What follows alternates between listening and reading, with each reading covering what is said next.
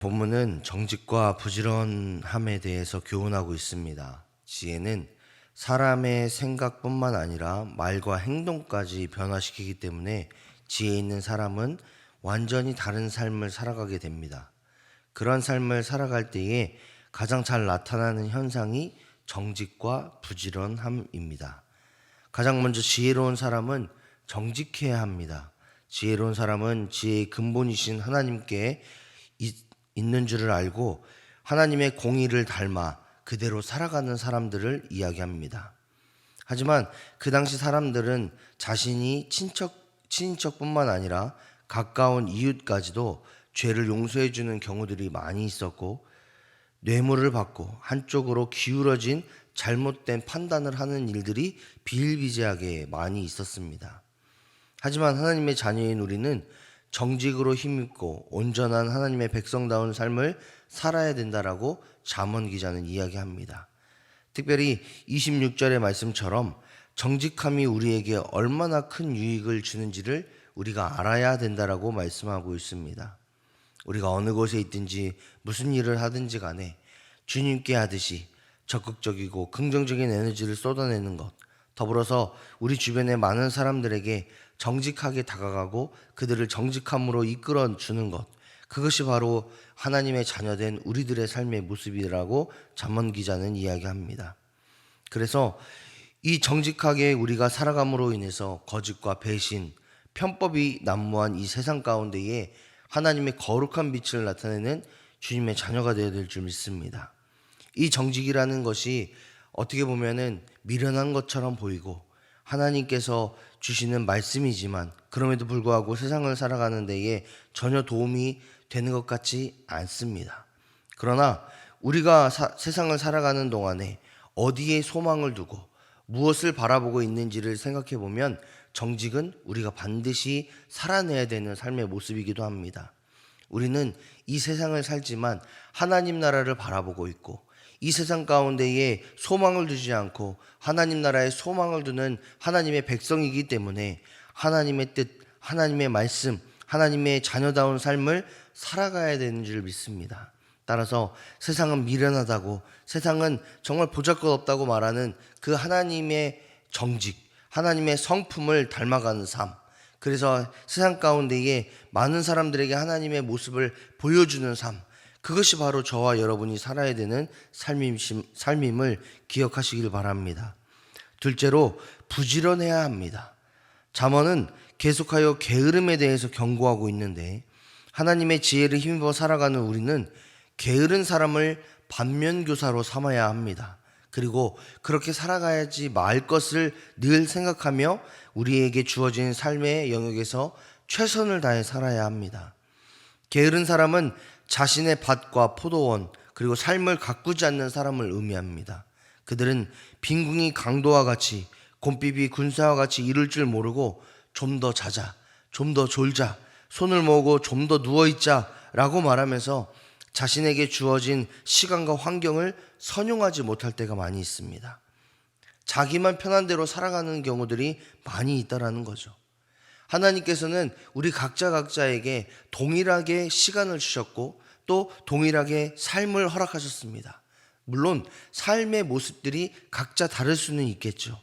그러나 하나님께서 원하시는 삶의 모습이 어떤 것이냐라고 했을 때에 예수 그리스도를 믿고 예수 그리스도를 알아가고 또한 예수 그리스도를 닮아가는 삶을 우리가 세상을 살아갈 동안에 우리가 우리에게 주어진 삶의 영역에서 하나님의 자녀답게 예수 그리스도의 백성답게 최선을 다해서 살아가는 것, 더 나아가서 하나님께서 원하시는 삶의 모습을 살아가기 위해 정말 최선의 노력을 다하는 것, 그게 바로 부지런한 자의 삶이고 우리가 그런 부지런한 삶을 살아갈 때에 하나님의 자녀된 삶, 또 하나님께 영광을 나타내는 삶, 더 나아가서 하나님 나라를 이 땅 가운데 이루어내는 삶, 그런 삶을 살아갈 줄 믿습니다.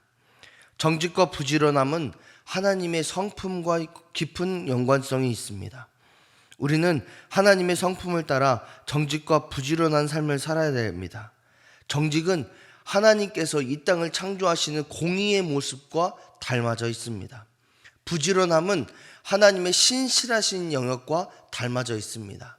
그렇기 때문에 우리는 정직과 부지런함을 위해서 날마다 애쓰고 수고하는 삶을 살아야 되는데, 우리가 그런 삶을 살기 위해서는 첫째로 하나님의 공의를 날마다 묵상하고 내 삶에 실천해야 합니다. 요즘 무전유죄, 유전무죄라는 말이 많이 돌고 있습니다. 시간이 지나면 지날수록 그런 말들이 더 심각해지는 것 같습니다. 돈이 없으면 없던 죄도 생기고 돈이 있으면 지은 죄도 사라지는 말이 요즘에는 비일비재하게 일어나고 있습니다.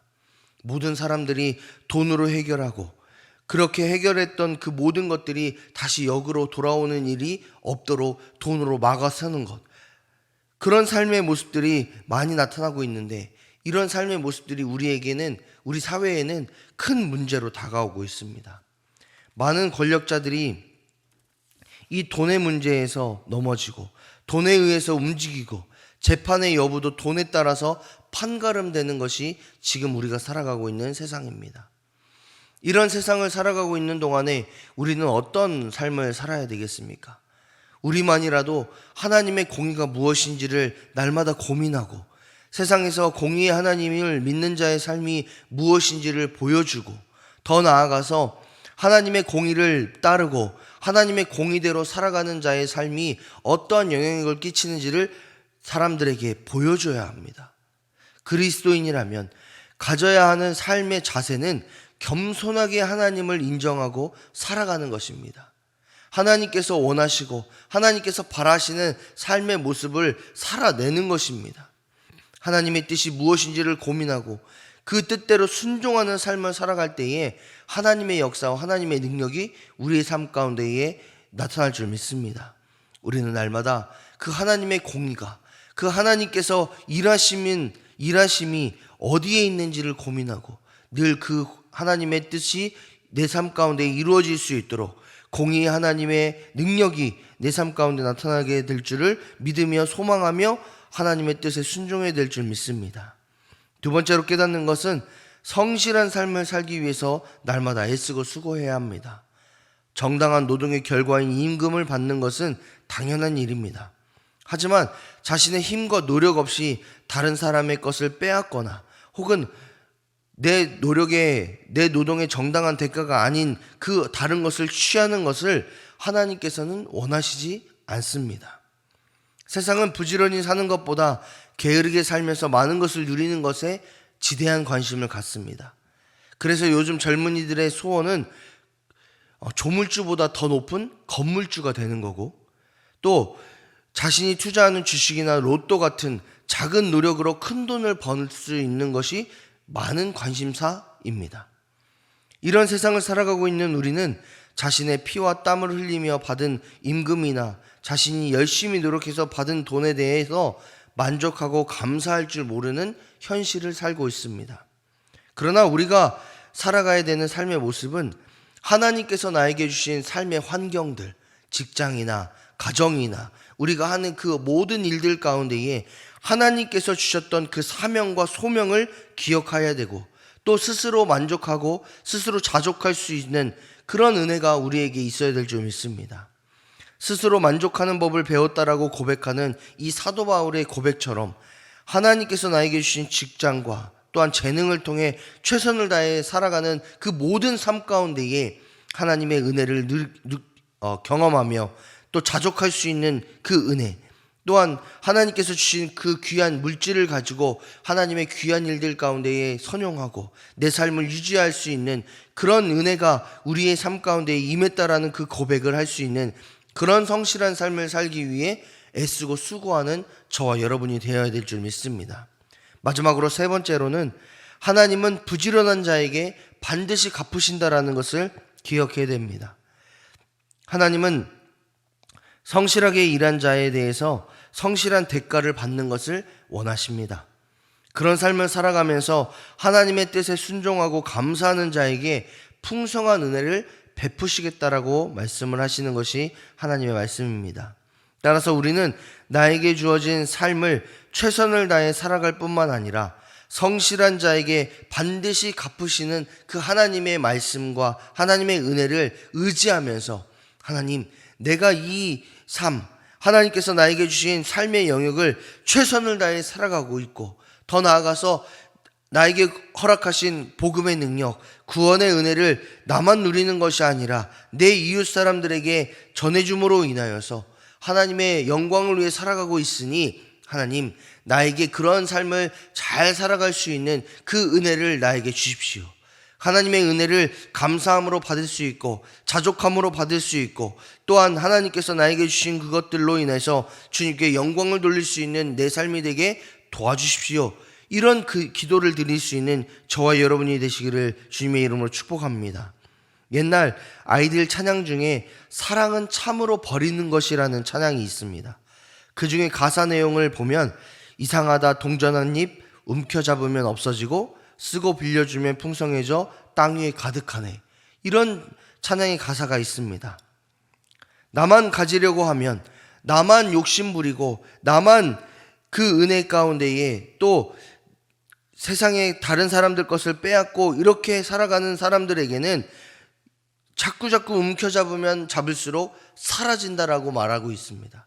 그러나 나에게 주신 하나님의 은혜에 감사하며 내 삶 가운데에 그 풍성하게 베풀어 주신 하나님의 은혜를 고백하며 내 주변 사람들에게 나눠주고, 또 주변 사람들을 섬기고, 더 나아가서 내가 받은 그 은혜를 주변 사람들에게 보여줬을 때에 더욱더 풍성해지고 더욱더 은혜를 고백할 수 있는 삶이 되고, 하나님께서 더 많은 것을 부어주신다라는 것이, 그런 삶을 살아가는 것이 그리스도인의 삶이다라는 것을 말하고 있는 찬양의 가사입니다.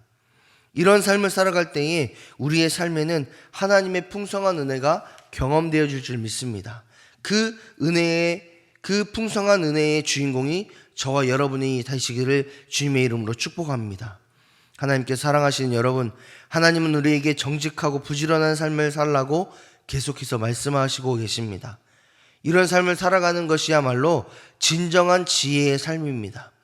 우리 모두는 지혜의 삶을 살아감으로 인해서 하나님의 기쁨에 참여하는 하나님의 백성들이 되시기를 주님의 이름으로 축복합니다. 하나님께서 우리 한 사람 한 사람을 보실 때에 정말 내 말에 충성하는구나, 하나님의 뜻에, 하나님의 말씀대로 살아가는구나 라는 것을 보시면서 기뻐하시는 그 주인공이 저와 여러분이 되시기를 주님의 이름으로 축복합니다.